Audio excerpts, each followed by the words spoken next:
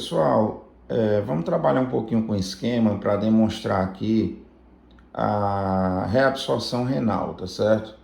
Eu tenho dois locais aqui, bem aqui desse lado, nós temos o lúmen aqui, nesse lado aqui,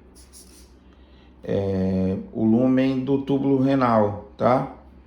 Aquele líquido que ele sofreu filtração e ele chegou no tubo contorcido proximal renal, tá?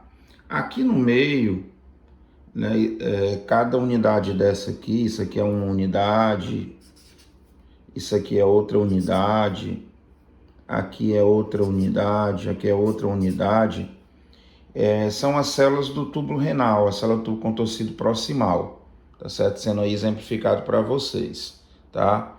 Então, ó, o filtrado que vem lá do glomérulo, que chega aqui no tubo renal, no tubo contorcido proximal, ele tem uma composição muito semelhante ao líquido extracelular, né? Então a gente lembra que no líquido extracelular eu tenho alta concentração de sódio, tá? Então esse sódio, pela simples gradiente de concentração, ele começa a adentrar a cada uma dessas célulazinhas, né? Porque ele está muito concentrado. Então, por gradiente de concentração, ele começa a adentrar a célula.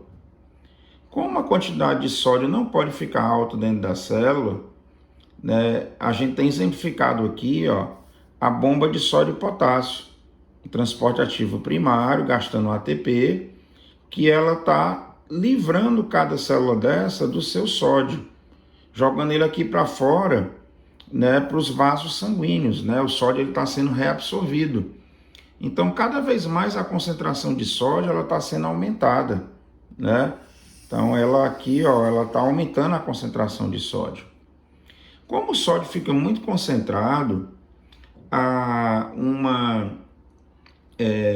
uma coisa que acontece normalmente, isso é devido uma atração, digamos, elétrica, ele começa a atrair alguns ânions, entre ele o cloro de carga negativa, e esse cloro começa a atravessar.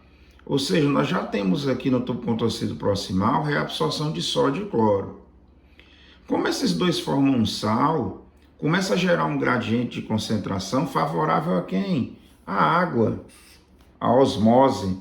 E a água começa, ó, a atravessar em grande quantidade, né? Quando eu tirei aí sódio, quando eu tirei cloro, que eu tirei água, os outros cátions de carga positiva, como potássio, como cálcio, e outros, né, com ferro, qualquer um que você pensar, eles começam a formar um gradiente de concentração e eles começam a atravessar normalmente aqui para esse outro lado, tá? Pelo seu gradiente de concentração. Essa água aqui, ela atravessou por osmose, né? E esses aqui, eles atravessaram pelo gradiente de concentração deles, tá? Com isso, pessoal, nós temos aí demonstrado como o tubo contorcido proximal reabsorve esses íons, ok? Então é isso daí, até uma próxima aulinha, né, para a gente falar sobre esse mecanismo.